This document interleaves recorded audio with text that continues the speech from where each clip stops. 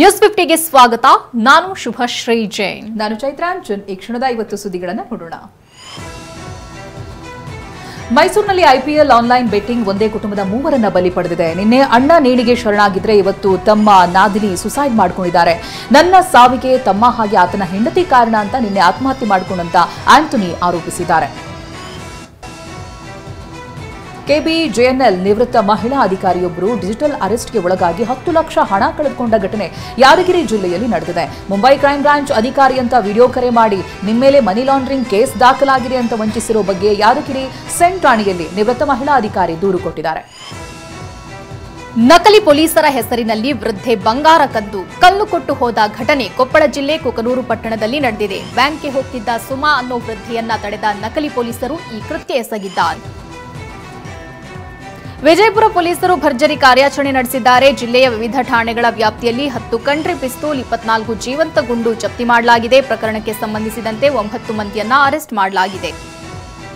ಗದಗ ಜಿಲ್ಲೆಗೆ ಖತರ್ನಾಕ್ ಮುಸುಕುದಾರಿಗಳ gang entry ಕೊಟ್ಟಿದೆ. ಅವಳಿ ನಗರದಲ್ಲಿ ಒಂದೇ ರಾತ್ರಿ ಸರಣಿ ಕಳ್ಳತನವನ್ನು ನಡೆಸಲಾಗಿದೆ. ಶಟರ್ ಮುರಿದು ಅಂಗಡಿಯಲ್ಲಿದ್ದಂತ ಸುಮಾರು 25,000 ರೂಪಾಯಿ ದೋಚಿ ಕದೀಮರು ಪರಾರಿಯಾಗಿದ್ದಾರೆ. ಹಾಳಕೇರಿ ಮಠದ ಬಳಿ ಹಲವು ಕಿರಾಣಿ ಅಂಗಡಿಗಳಲ್ಲಿ ಕಳ್ಳತನ ಮಾಡಲಾಗಿದೆ. ಕಲಬುರಗಿಯಲ್ಲಿ ಪೆಟ್ರೋಲ್ ಬಂಕ್ ರಸ್ತೆ ಬದಿಯಲ್ಲಿ ನಿಲ್ಲಿಸುವ ಟಿಪ್ಪರ್ಗಳಿಂದ ಡೀಸೆಲ್ ಅನ್ನ ಕದೀತಾ ಇದ್ದಂತ ತೆಲಂಗಾಣದ ರವಿ ನಾಯಕ್ ಅಲಿಯಾಸ್ ತೋತ್ಲಾ ರವಿಯನ್ನ ಬಂಧಿಸಲಾಗಿದೆ. ಈತನ ಗ್ಯಾಂಗ್ 4 ಟಿಪ್ಪರ್ನಿಂದ ಬರೋಬ್ಬರಿ 400 ಲೀಟರ್ ಡೀಸೆಲ್ ಕಳ್ಳತನ ಮಾಡಿತ್ತು ಅಂತ ಹೇಳಲಾಗ್ತಾ ಇದೆ. ಚಾಮರಾಜನಗರದಲ್ಲಿ ಮದುವೆ ಮನೆಯಲ್ಲಿ ಮುಯ್ಯಿನ ಹಣ ತುಂಬಿದ್ದ ಬ್ಯಾಗ್ ಅನ್ನೇ ಎಗರಿಸುತ್ತಿದ್ದ ಆರೋಪಿಯನ್ನ ಬಂಧಿಸಲಾಗಿದೆ. ಸಿದ್ದಮಲ್ಲೇಶ್ವರ ಅನುಭವ ಮಂಟಪದಲ್ಲಿ ಬ್ಯಾಗ್ ಅನ್ನ ಕದ್ದು ಪರಾರಿಯಾಗ್ತಿದ್ದ ಯಾಸಿನ್ ಎಂಬಾತನನ್ನ ಪೊಲೀಸರು ಬಂಧಿಸಿದ್ದಾರೆ. ಸಿಸಿ ಕ್ಯಾಮೆರಾ ದೃಶ್ಯ ಆಧರಿಸಿ ಆರೋಪಿಯನ್ನ ದಸ್ತಗಿರಿ ಮಾಡಿದ್ದಾರೆ. ದಾವಣಗೆರೆಯ ಹರಿಹರ ತಾಲೂಕಿನ ಕೊಕನೂರು ಗ್ರಾಮದಲ್ಲಿ ಸರಗಳ್ಳತನ ಮಾಡಿದ್ದ ವೀರೇಶಾಚಾರಿ ಎಂಬಾತನನ್ನ ಅರೆಸ್ಟ್ ಮಾಡಲಾಗಿದೆ. ಬಂಧಿತನ ಬಳಿಯಿದ್ದ 2 ಲಕ್ಷ ಮೌಲ್ಯದ 37 ಗ್ರಾಂ ಚಿನ್ನದ ಸರ ಜಪ್ತಿ ಮಾಡಲಾಗಿದೆ. ದಾವಣಗೆರೆ ಜಿಲ್ಲೆಯ ನ್ಯಾಮತಿ ತಾಲೂಕಿನ ಆರುಂಡಿ ಗ್ರಾಮದಲ್ಲಿ ಅಕ್ರಮವಾಗಿ ಕಲ್ಲಿನ ಕ್ವಾರಿಯಲ್ಲಿ ಸ್ಫೋಟ ಮಾಡಲಾಗಿದೆ. ನಿಯಮಗಳನ್ನು ಉಲ್ಲಂಘಿಸಿ ಗಾಳಿಗೆ ತೂರಿ ಕಲ್ಲು ಗಣಿಗಾರಿಕೆ ನಡೆಸಲಾಗುತ್ತಿದ್ದು ಸ್ಫೋಟದ ತೀವ್ರತೆಗೆ ಮನೆಗಳು ಬಿರುಕು ಬಿಟ್ಟಿದೆ. ಮೈಸೂರಿನ ಉದಯಗಿರಿ ಗಲಭೆಗೆ ಸಂಬಂಧಿಸಿದಂತೆ ಆರೋಪಿ ಸತೀಶ್ನನ್ನ ಜೈಲಿನಿಂದ ಬಿಡುಗಡೆಗೊಳಿಸಲಾಗಿದೆ. ಸತೀಶ್ ಹಾಕಿದ್ದ ವಿವಾದಾತ್ಮಕ ಪೋಸ್ಟ್ನಿಂದ ಪ್ರಚೋದನೆಗೆ ಒಳಗಾಗಿದ್ದ ಉದ್ರಿಕ್ತರು ಉದಯಗಿರಿ ಪೊಲೀಸ್ ಠಾಣೆಯ ಮೇಲೆ ಕಲ್ಲು ತೂರಾಟ ನಡೆಸಿದ್ರು. ಉದಯಗಿರಿ ಗಲಭೆ ಪ್ರಕರಣ ನಡೆದಂತಹ ಬೆನ್ನಲ್ಲೇ ಉದಯಗಿರಿ ಪೊಲೀಸ್ ಠಾಣೆಯ ಪಿಎಸ್ಐ ರೂಪೇಶ್ರನ್ನ ಏಕಾಏಕಿ ವರ್ಗಾವಣೆ ಮಾಡಲಾಗಿದೆ. ಟ್ರಾಫಿಕ್ ಮ್ಯಾನೇಜ್ಮೆಂಟ್ ಸೆಂಟರ್ಗೆ ರೂಪೇಶ್ರನ್ನ ವರ್ಗಾವಣೆ ಮಾಡಿ ಆದೇಶ ಹೊರಡಿಸಲಾಗಿದೆ. ಜೈಲಿನಲ್ಲಿದ್ದ ಅಣ್ಣನನ್ನ ನೋಡೋದಕ್ಕೆ ಹೋಗಿ ತಮ್ಮ ಪೊಲೀಸರ ಅತಿಥಿಯಾಗಿದ್ದಾನೆ. ಜೈಲಿನಲ್ಲಿರುವಂತಹ ಎಐ ಕ್ಯಾಮೆರಾದಿಂದ 10 ವರ್ಷದ ಹಿಂದೆ ನಡೆದಿದ್ದಂತಹ ಡಕಾಯಿತಿ ಪ್ರಕರಣದ ಆರೋಪಿ ಅರೆಸ್ಟ್ ಆಗಿದ್ದಾನೆ.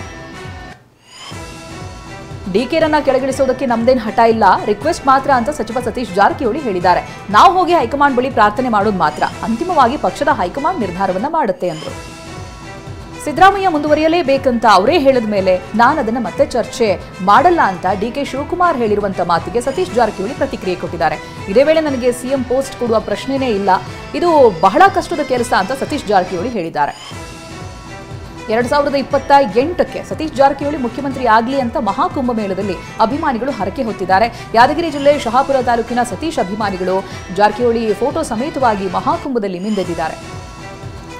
ಕಾಂಗ್ರೆಸ್ನಲ್ಲಿ ಮುಖ್ಯಮಂತ್ರಿ ಕುರ್ಚಿ ಖಾಲಿ ಇಲ್ಲ ಎಂದು ವಿಜಯಪುರದಲ್ಲಿ ಸಚಿವ ಎಂಬಿ ಪಾಟೀಲ್ ಸ್ಪಷ್ಟನೆ ನೀಡಿದ್ದಾರೆ. ನಮ್ಮಲ್ಲಿ ಎಲ್ಲಾ ವಿಚಾರಗಳಲ್ಲೂ ಹೈಕಮಾಂಡ್ ಸುಪ್ರೀಂ. ಸೋನಿಯಾ, ರಾಹುಲ್, ಮಲ್ಲಿಕಾರ್ಜುನ್ ಖರ್ಗೆ ಅಂತಿಮ, ಉಳಿದೆಲ್ಲವೂ ಪ್ರಸ್ತುತ ಅಪ್ರಸ್ತುತ ಎಂದಿದ್ದಾರೆ.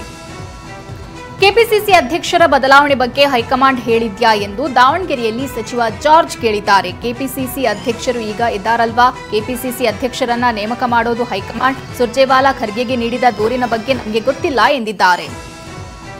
ಶಿವಕುಮಾರ್ಗೆ ಒಳ್ಳೆಯದಾಗಲಿ ಎಂಬ ಭಾವನೆ ಎಲ್ರಿಗೂ ಇದೆ ಅಂತ ಡಿಕೆ ಸುರೇಶ್ ಹೇಳಿದ್ದಾರೆ. ರಾಜಣ್ಣಗೆ ಡಿಕೆ ಮೇಲೆ ಪ್ರೀತಿ ಇದೆ, ಅದಕ್ಕೆ ಮಾತನಾಡ್ತಾರೆ. ಕಲ್ಲಿಗೆ ಏಟು ಬಿದ್ದಾಗಲೇ ಶಿಲೆ ಆಗೋದು, ತಟ್ಟಿದ್ದಾರೆ, ತಟ್ಲಿ.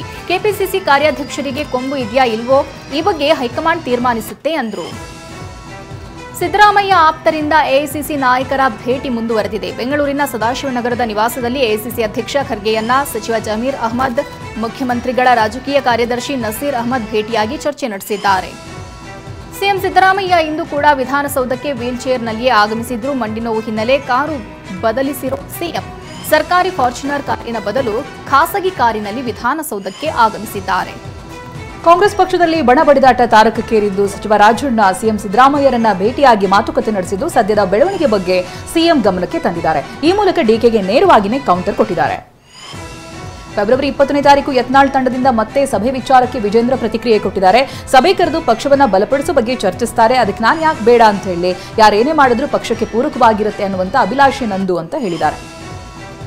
ಗೃಹಜ್ಯೋತಿಗೂ ವಿದ್ಯುತ್ ದರ ಏರಿಕೆಗೂ ಸಂಬಂಧ ಇಲ್ಲ ಅಂತ ದಾವಣಗೆರೆಯಲ್ಲಿ ಇಂಧನ ಸಚಿವ ಕೆಜೆ ಜಾರ್ಜ್ ಹೇಳಿದ್ದಾರೆ. ದರ ಏರಿಕೆಯಾದ ತಕ್ಷಣ ಗೃಹಜ್ಯೋತಿ ಯೋಜನೆ ನಿಲ್ಲಿಸಲ್ಲ. ರಾಜ್ಯದಲ್ಲಿ ಎಲ್ಲಿಯೂ ಲೋಡ್ ಶೆಡ್ಡಿಂಗ್ ತೊಂದರೆ ಇಲ್ಲ ಅಂತ ಸ್ಪಷ್ಟಪಡಿಸಿದ್ದಾರೆ. ಭ್ರೂಣ ಹತ್ಯೆ, ಬಾಣಂತಿಯರ ಸಾವು ತಗ್ಗಿಸೋದಕ್ಕೆ ಪ್ರಾಮಾಣಿಕ ಪ್ರಯತ್ನ ಮಾಡ್ತೀವಿ ಅಂತ ದಿನೇಶ್ ಗುಂಡೂರಾವ್ ಹೇಳಿದ್ದಾರೆ. ಬಾಣಂತಿಯರ ಸಾವು ತಡೆಯೋದಕ್ಕೆ ಟಾಸ್ಕ್ ಫೋರ್ಸ್ ರಚನೆ ಮಾಡ್ತೀವಿ. 1300 ಪ್ರಾಥಮಿಕ ಆರೋಗ್ಯ ಕೇಂದ್ರಗಳು ಸೇರಿದಂತೆ ಎಲ್ಲಾ ಕಡೆ ಸಿಬ್ಬಂದಿ ನೇಮಕಕ್ಕೆ ಸೂಚನೆ ನೀಡಲಾಗಿದೆ ಅಂತ ಹೇಳಿದ್ದಾರೆ. ಕಾರವಾರ ನೌಕಾನೆಲೆಯ ಮಾಹಿತಿ ಸೋರಿಕೆ ಪ್ರಕರಣಕ್ಕೆ ಸಂಬಂಧಪಟ್ಟ ಹಾಗೆ 2 ಆರೋಪಿಗಳನ್ನ ಎನ್ಐಎ ಅಧಿಕಾರಿಗಳು ವಶಕ್ಕೆ ಪಡೆದಿದ್ದಾರೆ. ಮುದುಗ ಗ್ರಾಮದ ನಿವಾಸಿ ವೇತನ್ ತಾಂಡೇಲ್ ಹಾಗೆ ಹಳವಳ್ಳಿಯ ಅಕ್ಷಯ್ ನಾಯಕ್ ಎಂಬುವರನ್ನ ಅರೆಸ್ಟ್ ಮಾಡಲಾಗಿದೆ.